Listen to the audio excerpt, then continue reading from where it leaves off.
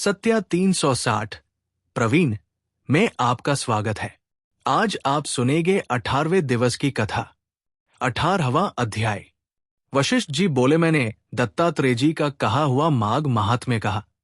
अब मैं माघ महीने के स्नान से उत्पन्न फल को, जो यज्ञों में उत्तम, सब दानों का फल देने वाला और सब व्रतों एवं तपों के समान है, कहता हूं।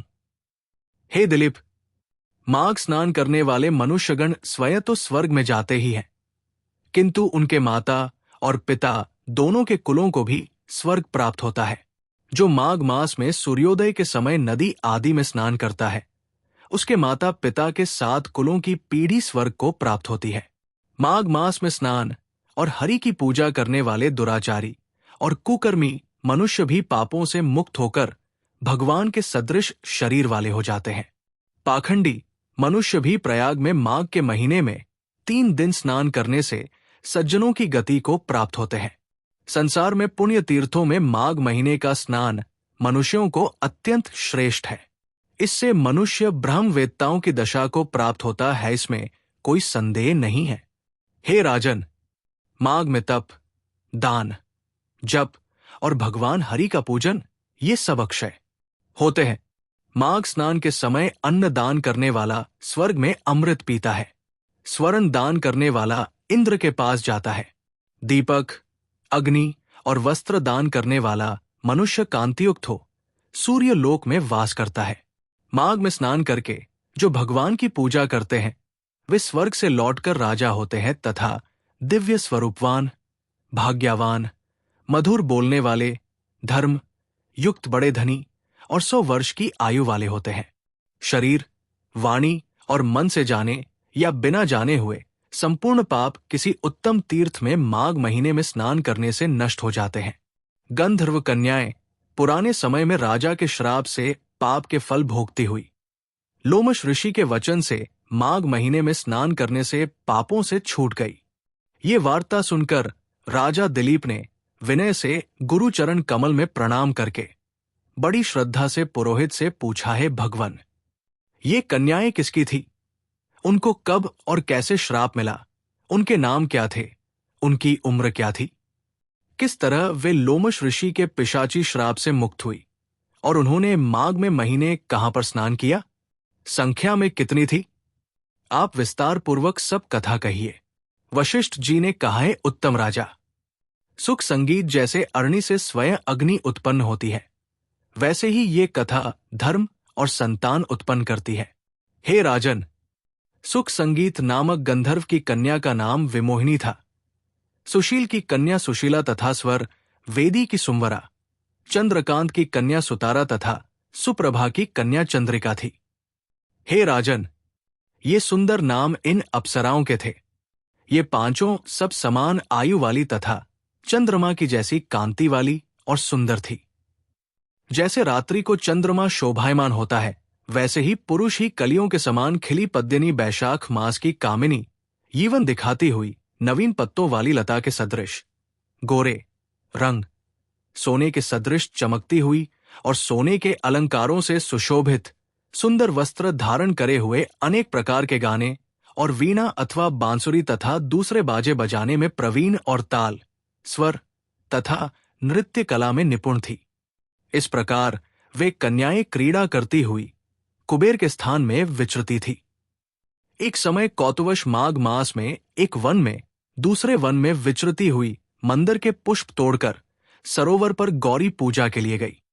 स्वच्छ जल के सरोवर में स्नान करके वस्त्र धारण कर मौन हो बालू मिट्टी की गौरा बनाकर चंदन, कर्पूर, कुमकुम और सुंदर कमलों से उपचार सहित पूजन करके ये पांचों कन्याएं ताल नृत्य करने लगी। फिर ऊंचे गांधार स्वर में सुंदर गीत गाने लगी। जब ये कन्याएं गाने और नाचने में लीन थी, तो उस अच्छोद नामक उत्तम तीर्थ में वेदनिधि नाम से मुनि के पुत्र अग्नि ऋषि स्नान को गए। वो युवा ऋषि सुंदर मुख, कमल सदृशा नयन, विशाल छाती, सुंदर भुजाओं वाले, श्याम शोभा का शिखा सहित वो ब्रह्मचारी दंड लिए, दूसरे कामदेव के समान सुंदर शिखा सहित मृग चर्म ओढ़े यज्ञोपवीत धारण किए हुए थे।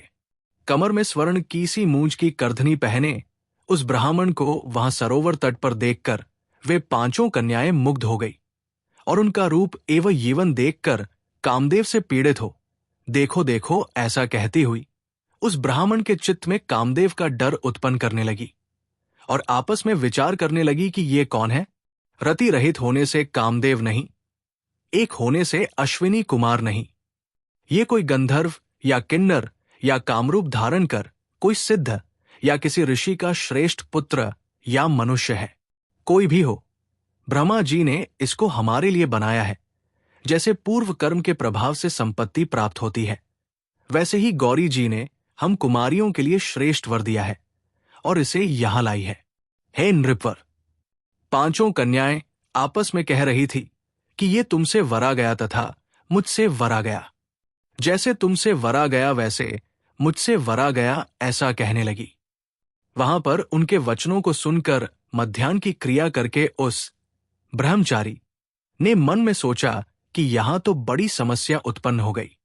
ब्रह्मा, विष्णु, महेश आदि देवता तथा बड़े योगबल वाले ऋषि लोग भी स्त्रियों के भ्रमजाल में मोहित हो गए हैं। इनके तीक्ष्ण बाणों में किसका मनरूपी हिरण घायल नहीं हो सकता। महात्माओं का कहना है कि स्त्रियों के पास रहना कष्टकारक है, इसलिए जब तक ये पास नहीं आती मैं घर चला जाता हूं। जब तक ये वीरांगनाएं उसके समीप नहीं आई, उसके पहले ही वो विप्र वैष्णव प्रभाव से अंतर्ध्यान हो गया। हे राजन, तब इस ऋषि पुत्र के चले जाने पर ये कन्याएं आतुर हो नेत्रों से शून्य दसों दिशाओं में देखने लगी। ये कोई जादूगर या मायावी है जो देखते देखते विलीन हो गया। फिर विरह की अग्नि में जलने लगी और कहने लगी हैं, कांत, ये जादू की माया छोड़कर अपना दर्शन दो। हाय अभाग्य, क्या तुमको ब्रह्मा ने हमको विरह रूपी अग्नि में जलाने के लिए ही बनाया था? क्या तुम्हारा चित्त दया रहित है जो हमारा चित्त दुखाकर चले गए? क्या तुमको हम पर विश्वास नहीं या हमारी परीक्षा ले रहे हो? क्या तुम नाचने में होशियार हो? क्या तुम कोई मायावी हो? क्या किसी के चित्त में घुसकर उसमें से निकलना नहीं जानते? बिना किसी अपराध के हम लोगों पर क्यों क्रोध करते हो? दूसरों को धोखा देने या किसी के दुख को नहीं जानते? हे हृदयेश्वर, तुम्हारे बिना हम नहीं जीवेंगी। फिर तुम्हारे दर्शन की आशा में हम जी रही है।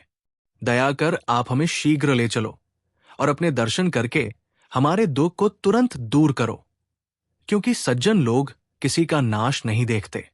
बोलो श्री लक्ष्मी नारायण भगवान की जय। आज की कथा यही तक। जय Shri Radhe. Please subscribe my channel.